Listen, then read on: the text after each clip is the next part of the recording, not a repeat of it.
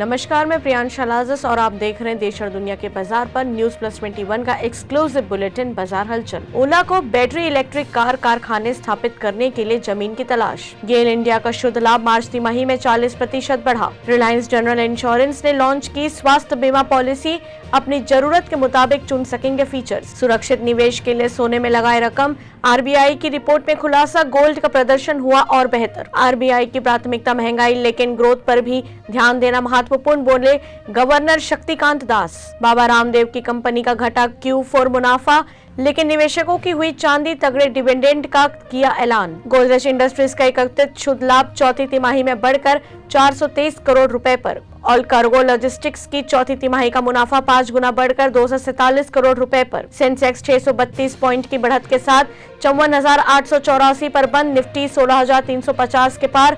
IT और reality share में आई तेजी। बीपीसीएल का प्राइवेटाइजेशन रुका, सरकार ने पूरी हिस्सेदारी बेचने के प्रोसेस होल्ड की। ऐसी जानकारियों के लिए देखते रहिए न्यूज प्लस 21, आपके हक की बात।